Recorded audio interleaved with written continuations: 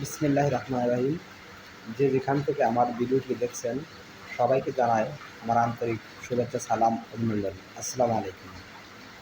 আজকে বড় দুঃখের ভারাক্রান্ত হৃদয় নিয়ে কথাগুলো বলতে হচ্ছে।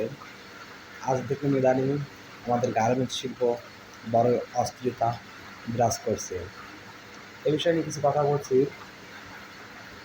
গার্মেন্টস শ্রমিক ভাই ও বোনেরা, আপনারা আগে নিজের কর্মস্থল ঠিক করুন এবং কর্মস্থলে যোগ দিন, কেননা বর্তমান সময়টা খুবই খারাপ যাচ্ছে।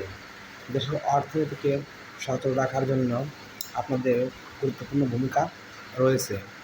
দেখেন, যদি গার্মেন্টস শিল্প বন্ধ হয়ে যায় তাহলে আমার বা আপনার বর্তমান সময়ে কর্মসংস্থান জোগাড় করতে অনেক হিমশিম খাইতে হবে।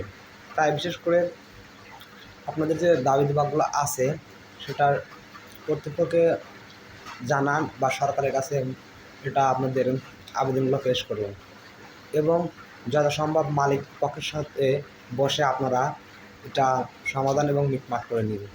হয়তো কারো হাতে পা দিয়ে নিজেদের কর্মসংস্থান হারাবেন না, কারণ তাদের কিছুই হবে না, মালিকদের কিছুই হবে না, হবে আমাদের।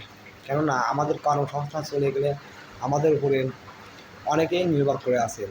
তাই আর বিশেষ করে সরকারকে কিছু কথা বলতে চাই বা উপরমহলকে বলতে চাই, এদের প্রতি যারা গার্মেন্টস শিল্পকে অস্থিরতা করছে এবং এতে বিদেশি শক্তির হাত রয়েছে। যেমন আমাদের পার্শ্ববর্তী দেশ ভারত, যে বাংলাদেশে পোশাক শিল্প যদি অস্থিরতা বিরাজ করে তাহলে এখানকার ভাইয়েরা সেখানে চলে যাবে। এটাই হলো মূল উদ্দেশ্য, বাংলাদেশকে ডাউন করে তারা এগিয়ে যাবে। সুতরাং তাদের উদ্দেশ্য যেন সফল না হয় সেদিকে দৃষ্টি রাখতে হবে, কারণ গার্মেন্টস শিল্প বাংলাদেশের একটি বড় অর্থনৈতিক চাকার সচল। তাই বিশেষ করে অনুরোধ করছি এদিকে দৃষ্টি রাখার জন্য। না হলে আমাদের গার্মেন্টস শিল্প ধ্বংস হয়ে গেলে দেশের বেকারত্বের হার বাড়বে। তাই যেন এখানে বৈষম্য না হয় বা ছেলেমেয়ে সমানভাবে নিয়োগ দেওয়া হয়, এক্ষেত্রে বিশেষভাবে নজর দিতে হবে। তাহলে আমাদের গার্মেন্টস শিল্প বা এখানে সুযোগ সুবিধা বা মালিক শ্রমিক যেন আমরা একটা সম্পর্ক করে ওঠে। একটা কথাই বলা যায়, মালিক শ্রমিক ভাই ভাই সোনার বাংলা করতে চায়।